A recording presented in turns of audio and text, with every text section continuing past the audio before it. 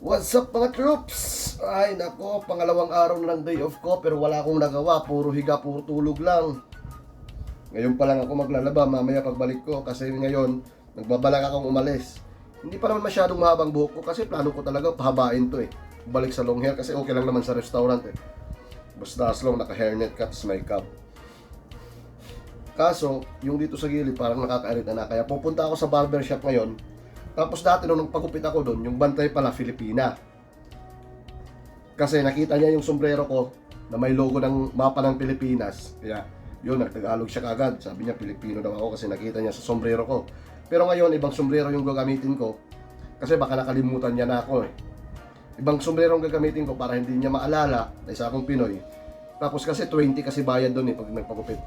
Ito ang ibabayad ko sa kanya, 20. Para matuwa naman siya. Kung matutuwa. So ayun mga troops, tara, samahan nyo ako. Pupunta tayo sa barbershop.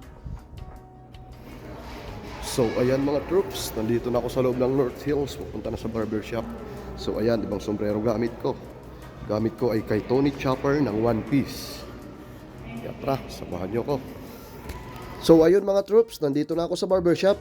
Kaso hindi ko na video nung habang ginugupitan ako. Wala kasi akong mapaglagyan o mapagpatungan nitong cellphone ko. Tapos ito dito nung tapos na akong gupitan. Okay na ba tong 20?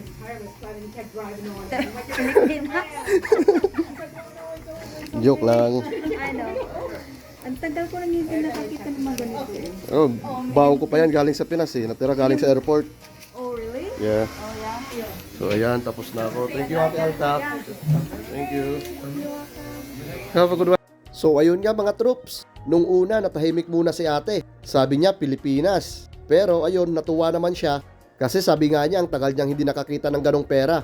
Kasi ang tagal na pala nila dito sa Canada. 30 years na pala sila dito. Tapos pagkatapos ko nga magpagupit, ay dumaan ako dito sa grocery kasi bibili sana ako ng ampalaya. Tapos sakto, may nakita akong okra, kaya kinuha ko na rin. Tapos ito, pagdaan ko rito, may nakita ko mga cup noodles, okay na rin to. Tsaka sardinas.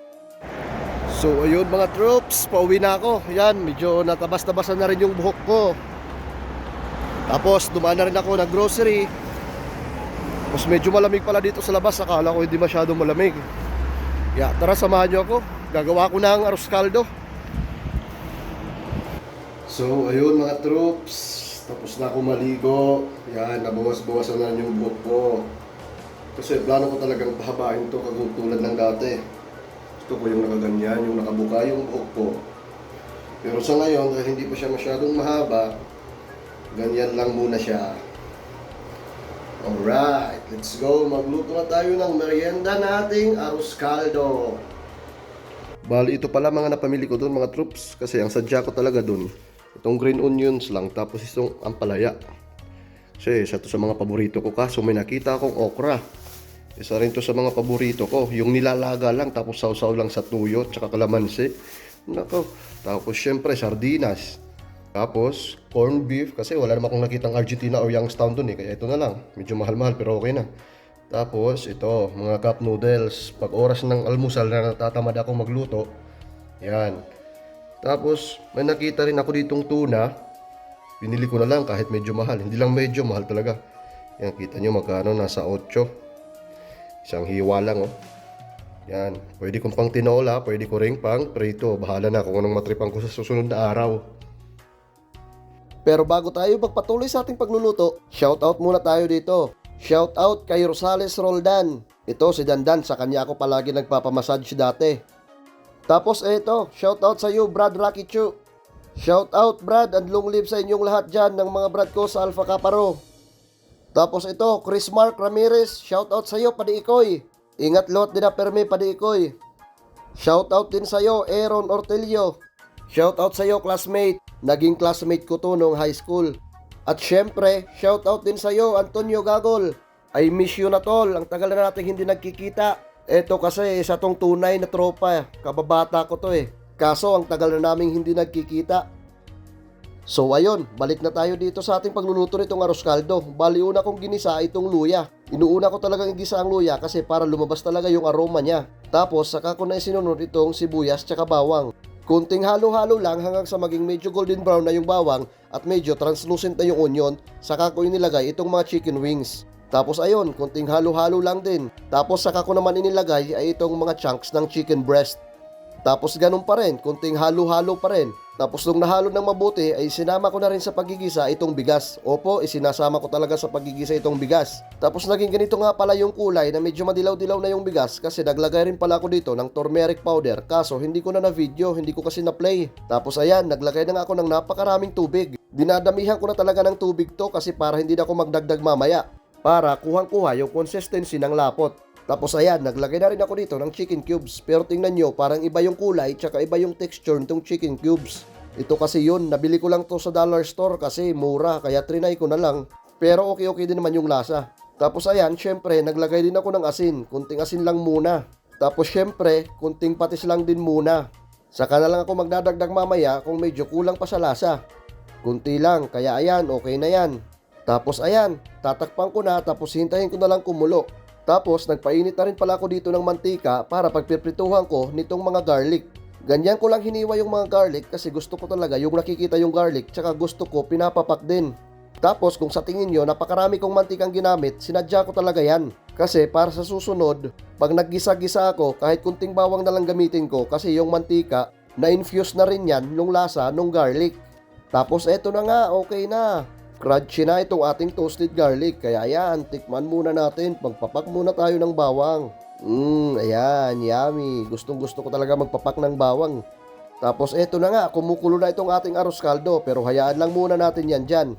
Nagpakulo na rin ako dito ng tubig para may paglalagaan ako nitong itlog. Tapos pagkalagay ko nga nitong itlog, saka ko lang napansin na may crack pala. Akala ko nga tatagas tsaka masasayang. Kaso buti hindi naman pala at buo pa rin yung itlog. Tapos eto, tiningnan ko na. Ayan, kung makikita nyo, yung bula niya, yung pagkakulo niya, halatang malapot na talaga. Kaya ayan, pinatay ko na. Tapos, pagkapatay ko nga nitong stove, ay saka ko na inilagay itong binating itlog. Opo, pinatay ko na yung stove kasi electric stove naman to, hindi naman to apoy. Hanggang sa mawala yung init ng electric stove, kukulo at maluluto pa rin yang ilagay nating binating itlog. Tapos ayan, kunting halo-halo na lang, tapos okay na to. Makakapapa na rin tayo. So ayun mga troops, kung makikita nyo, mag-alas 5 pa lang, pero madilim na sa labas. Tapos tamang-tama, luto na yung ating arroz caldo, kaya tara, papa na! So ayun nga mga troops, ito na, meron na tayong merienda. Ayan, napakasimple lang. Napakasimple lang pero ma-chicken na arroz caldo talaga. Tapos dahil parang hindi uso yung kalamansi dito, kaya ayan, lime yung ginamit ko. Tapos ayun na nga mga troops, pinigaan ko na nung lime, itong ating arroz caldo. Bali dito na nga pala ako sa loob ng kwarto nagpapa. Kasi habang kumakain, nanonood rin ako ng balita. Grabe din pala itong mga napanood ko sa balita, mga troops. Halos buong Pilipinas ay niyayanig ng mga paglindol ngayon. Ano na bang nangyayari dyan ngayon sa Pilipinas? Tapos ayun nga mga troops, nabitin ako sa isang mangkok kaya dumagdag pa ako. Alam nyo ba, naalala ko rin sa Samar. Kasi naalala ko dati pag nag-food trip kami ng mga tropa ko, magluluto ng arroz caldo sa labas, sa kanto, kanya-kanyang kuha ng mangkok, may magdadala ng bigas, ambagan para pambili ng manok, uling or kahoy o kung ano-ano pa man nagagamitin sa pagluluto. Ay nako, ang sarap balikan ng mga alaalang yon. Sa susunod sa pag-uwi ko, ganun talaga gagawin ko. Food trip uli sa kanto, kasamang tropa. So ayun mga trop, sakto. Kakatapos ko lang kumain, magmerienda. Tapos matatapos na itong aking nilalabhan. Idra-dryer ko na lang. Grabe mga trops, nakadalawang mangkok ako ng arroz caldo. Pero tingnan nyo, napakarami pa. Abot pa to siguro hanggang bukas ng gabi. Bukas, almusal ko to. Tapos bukas ng gabi, pag uwi galing sa trabaho. Di ko nga alam kung kakain pa ako ngayong gabi ng hapunan kasi nakadalawang mangkok ako ng arroz caldo. Solve na solve. So ayun, hanggang dito lang muna mga trops. See you sa next video. Thank you. Have a good one.